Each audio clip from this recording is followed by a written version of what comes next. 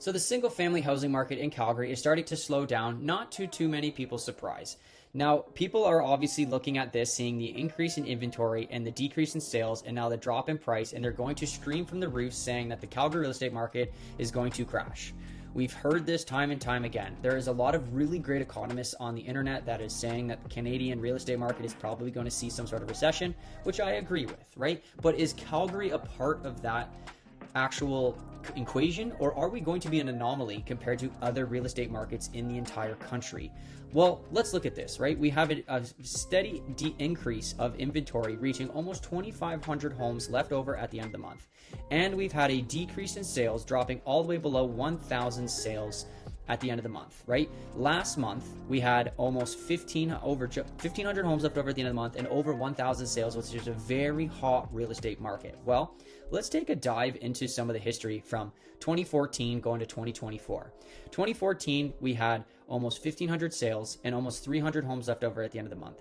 We can see a steady increase in price point and somewhat of a flattening out in the late 2014 is the last time that we saw a pretty busy real estate market in Calgary. From there, 2014 to 2020, we saw some decreases, and let's look at that. In 2015, we still saw increases in price after a pretty gnarly decrease, but we had over 3,500 homes left over at the end of the month and under 1,000 sales, okay? If you look at 2015, if we just go down here, 2017, we had over 3,500 homes left over at the end of the month and still under 1,000 sales. The prices decreased going into the winter. You can see that in 2018, we had a pretty gnarly decrease, right? We had over 4,000 homes left over at the end of the month and still under 1,000 sales, but a pretty gnarly decrease going all the way down to about 493. Then we had 2019 where we had under 1,000 sales, over 3,500 homes left over at the end of the month. We kind of flatlined around, let's call it 488. 2020 is when the Calgary real estate market really gained the attention of a lot of the public out there. When the Alberta government had Alberta Calling, and they had a lot of advertisement going into the Ontario market, you could see that the first month that we saw a major increase was June to July, and they had an increase of over $10,000. And this is when the market really started to take off. A single family home for the benchmark attributes at that time was $475,000, and it jumped to $485,000. Very affordable. We had just over 1,000 sales and over 3,000 homes left over at the end of the month. 2021, we pretty much increased ever since that. We reached 540. We saw a slowdown in price. We saw a decrease of inventory, but we also saw a decrease of sales, over 1,000 and almost 2,500 sales. There's homes left over at the end of the month. 2022, under 1,000 sales. We had over 2,000 homes left over at the end of the month, but you can see that the increase in price point, we had an increase in interest rate, pretty rapid increase, which slowed down the market, which a lot of people at that time thought that the Calgary real estate market was probably going to slow down and we were probably going to crash, right? If you look at 2023, it actually slowed down and then it picked back up and then we started to slow down again. But we had over 1,000 sales at the end of the month and only 1,500 homes left over at the end of the month, which is very little inventory for this market. So when you start to look at the 2024, I got to go all the way back up here. You can see that, yes, we are over 2,000 homes left over at the end of the month, but under 1,000 sales. So it's actually in alignment from what we've seen in the past for this market. Now, we've seen a sharp increase of inventory and a pretty steady decline in sales. But yeah, we're up to $750,000. There's probably going to be a point in time that people need to digest the amount of cost that a home is worth these days.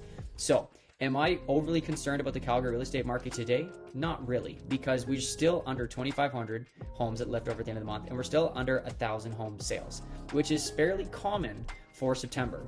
So let's continue on here and look at what the Calgary Real Estate Board has written about these individual property types in the city.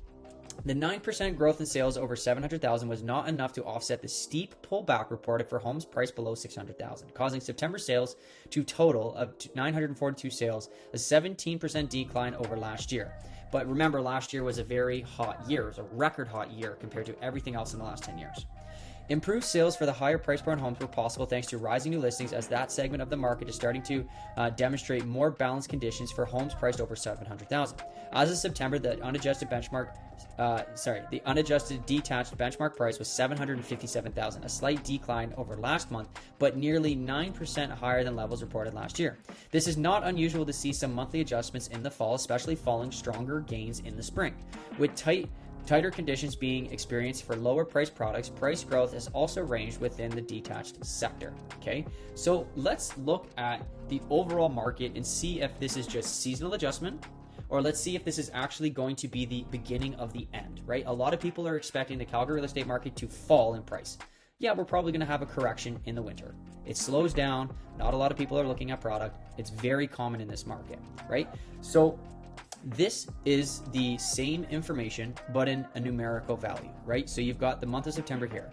So last month we had 942 sales, where last year we had over 1,100. Last year we had about 1,500 new listings, where this year we had 18, right? So we had more people putting their home up on the market and less sales. The inventory was 2,300, so we had quite a bit of homes left over at the end of the month compared to last year. The benchmark price did fall, fell pretty decent, right, from 762 to 757. But the median price and the average price actually increased, meaning that the higher priced properties actually dragged down that benchmark price. So if you're in that affordable price range, those product is probably still fairly hot, right? If a good home comes up on the market around 550 to 600, it's probably going to move relatively fast. But if you're pricing around 8 to 900,000, you're probably going to get a deal on that listing compared to other segments. Hence why the benchmark prices fell. So we need to make sure that we understand where the price decreases are coming from. And from this chart here, they're coming from the higher end price points, which is pretty common for the most part of why a decrease would happen. You're going to see it in the higher price ranges first before you see it in the more affordable price ranges. So when you look at the year to date for sales in the detached market, we're actually somewhat in a line from the last year, right? Yes, we've seen a decrease from the last 2021 and 2022 because those were very record-setting years when the benchmark price was only 550, 600,000. We're 100K more than that. But we're still at that 10-year average, right? We're still above those depressed years that we've seen in the past. We didn't reach 2014 sales numbers, but we're still relatively high. If you look at the new listings, you can see that the new listings have actually dropped off as well. We are not experiencing enough new listings year to date to really offset some of the numbers that we've seen in the past. Now, this is year to date. We really want to look at what has happened in the year, in the month, not just the year to date. So you can see total sales, again, just kind of looking at history here. Total sales for the month of September is still relatively high, right? You see 2014 has beat it, 2021 has beat it, and 2023 has beat it. But that's it over the last 10 years. Everything else is relatively low. So we're still seeing a record amount of people making sales in this month of September, but we're just not at that same level that where we were at last year. So yes, obviously we're slowing down. Inventory is the same thing, right? Yes, we are seeing a dramatic increase in inventory, but we're just not at those record highs of what we have seen. We're probably going to notice more inventory come to the market over the winter, which is very common, but we're just not at that high. Now, when you compare it to last year, like look at how many homes were left over last year compared to what they were this year, right? So when you're going year over year, yeah, there's obviously going to be an increase. There's actually surprisingly an increase from 2022 as well. But 2021, there was a decrease. So yes, of course, the market is slowing down, and it is for the best, right? We want the market to somewhat slow down. We do not want to be in a red hot market for the rest of our lives. It is unrealistic. We do want some corrections. We want it to soften a little bit. We want it to be more in a balanced condition because it favors everyone. Obviously, the investors and the homeowners want their home prices to be as high as possible to make as much money as possible. But when you look at society and the economy as a whole, we do not want it to increase at that rapid rate. We want it to slow down. So this is a welcoming thing for us, right? It's slowing down, but it's not slowing down as much as some people would expect. So let's look at the market here. Now, this is very interesting, and I actually quite enjoy doing this, and this is what I do with people when I actually go on a Zoom call, is we look at the market, right? We go back 30 days, we look at detached homes, we look at Calgary, right? We go to the results here, and the way that it's actually configured is that you can see all of these 10/3, that's today, at 12:56 on October 3rd. These are all sales that happened today, and there looks like there's so far 15.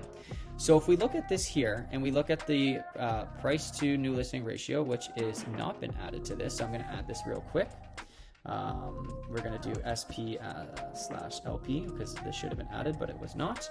So let's go here and we add that in. I did that live, which is kind of cool. We're going to put that over to the left. And you can see that 1, 2, 3 out of the 15 sold at ask price or even 5% over. But the 5% over was in Christie Park, right? So, I mean, it's a 1.12, which is not the most common price point that people are going to get into. But when you start to look at these lower price points, right, like the 550s, the 719s, you know, they're taking 40, 20 to 71 days. Yes, there has been a couple that sold within the first week. You can see 580 and 605, which are still very affordable. But a lot of these homes are taking a lot longer, and they're selling 99%, 98%, 92% of list price. So we really want to make sure that if you're going on the market, that you understand this. And if you're looking at homes that have been on the market a little bit longer, yeah, you could probably get a discount on that listing because there is less activity going into the market. So things are starting to slow down. When you start to look as a buyer, right, the same idea, we're looking at active and pending detached properties. When you're starting to look at a buyer, and let's just scroll down to Bonus, just as an example here, right, you can see that there is still quite a bit of homes on the market. You can see that a lot of the homes have been on the market for longer than 20 days, which is indicating that the market is slowing down. And you can see that there's been quite a bit of price reductions, right? 820 to 799, 830 to 799, 850 to 715, 799 to 699. Like, that's a huge price reduction, right? People want to sell their product, and there is this opportunity now, especially going into the fall, that things are going to favor the buyer over the seller. It's still a seller's market, but there is starting to be a shift there where the buyers can actually play a big role in that and benefit. Now, if you want to know what your home is worth, I talk about this every video. Thank you so much for everyone who uses it. If you want to see what your home is worth, this auto evaluation tool is super, super cool. Myself or someone from my team will probably call you, introduce ourselves. Thank you for using the service. If you're not looking to make a move, don't worry about it, right? We're just here to help you out. I have people who use this every single month, every single quarter. It's a super cool tool, and you're going to start to notice maybe some price decreases for your house. So if you want to know what your home is valued at, it's very quick, it's very painless. Put your information in, and let's figure out what the home is worth. Now, this is super cool. This is the individual property types, the individual quadrants in the actual city. And I've talked about this last video. You can see that all of these property types and all of these quadrants are seeing decreases, where the city center, surprisingly, is seeing an increase. So there's still demand as a whole in the city center, even though those higher price points, when looking at that previous chart, were the price points that were pulling down the benchmark price. So are we going to see these continued price decreases going through 2025? Most likely going into the spring, but depending on how much the prices fall, I would imagine we're probably going to see some increases as the activity increases. Like, if you look at the sales to new listing ratios, we're starting to see a lot more 50s, right? 50%, meaning that there was only 50% amount of sales compared to the new listings in that market. So if you're looking at this data and you're thinking, I want to make a sale, you want to make sure that you're not looking at all the homes that have been stuck on the market for 2, 3, 5, 6 weeks. You want to look at the price point that you're comfortable selling it at, and probably sell it a little bit less than what those homes are currently listed at, depending on what your features are and your benefits are. If you can really try and pull those in and you can market those properly and sell those properly, yes, of course, that's where a good agent will come into play. So either way, we're starting to see a slowdown all across the board. Now, we are noticing, I guess I should drop this, we are noticing a slowdown in the year-over-year percentage, right? We've seen it in 2021, we've seen it in 2022, we did not see it last year, but we're seeing it in 2024, right? The year-over-year benchmark increase is actually decreasing, probably down to about 0%, like what we saw in 2023. I do not foresee us going into the negative where the price this year is going to be less than last year. I don't see it right now. Why don't I see it? Well, there's a couple really good articles from what is called the OWL. I think it's called 24 now. It's through ATB. Annual real GDP in Alberta, right? We are still projected to increase our GDP in 2025. There's a lot of different factors that go into this, right? But when you're looking at some economists looking at the Alberta GDP, you can see on the low end, right? Low case, we're still increasing, right? For the future. On the high case, we're actually increasing a fairly decent amount. When you start to look at the year-to-date oil production, I know a lot of people don't really like oil and gas, but Alberta is so married to oil and gas It doesn't matter what your opinion is. We're still seeing some year-to-date oil production growth because of that new expansion in the pipeline. And this is going to help Alberta get through some of these recessionary periods that is probably going to happen in Canada. A lot of people are going to see some massive decreases in price point for the national average. Toronto, Vancouver. Alberta went through this before in 2009 and 2010. When the financial crash happened, Alberta actually got through it pretty well because of our oil production. And now that we've doubled our oil production in terms of the expansion of our pipeline, we're probably going to see really good things come out of that, especially when it comes to our GDP, as long as we have government who is willing to help us along in that journey. We also need to look at supply and demand. Look at the population growth in Alberta. Look at how many people have moved here in the last 2 to 3 years, right? There's a lot of people that have moved here that want to go ahead and buy Calgary real estate. Yes, jobs are harder to find. Yes, online jobs are still a very real thing. So we're going to see some increases in the unemployment numbers, which probably will put a dampener on things. But I just don't believe Calgary real estate is going to see a massive crash as what other people are predicting it to be. So when you look at this here, and you see that we are seeing some slowdowns in the benchmark price, I would imagine that the slowdowns are real. They are going to happen throughout the winter. But in spring 2025, I wouldn't be a bit surprised if we see increases in price going upwards all throughout the year. Now, we might not see massive increases like we have in years past, but I just don't see it yet, the decreases that some people are calling it out. On a national level, absolutely. Toronto, Vancouver definitely need to cool down a little bit. You know, you look at some other markets, like the more affordable markets, I would imagine they're also going to see some increases. But we're so tied to the the Toronto real estate market and the Vancouver real estate market that those averages are probably going to fall, which allows all these people to scream from the roofs. And yes, we might see some recessions here, but we will see what the federal governments and the provincial governments put in legislation and policy to really help the Alberta markets grow. So I'm still optimistic. I think that the Calgary real estate market is just going through some seasonal adjustments right now. Yes, we are slowing down compared to the super hot markets that we've seen, but are we going to crash? Probably not. Are we going to correct? Absolutely. We're going to see some corrections going into the winter time, but I just don't foresee any crashes happening because there's way too many people interested in our market. So if you have any questions, go ahead, comment below. Let me know what your thoughts are. I'm more than happy to answer them. If you want to set up a call, the Zoom link is in the description. I have a Calendly link here for those of you who want to book a call with me, set up a time to go through the data together, talk about investments, selling, buying, whatever the case might be. So thank you very much for everyone who's watched these things. We'll see you on the next one. Peace.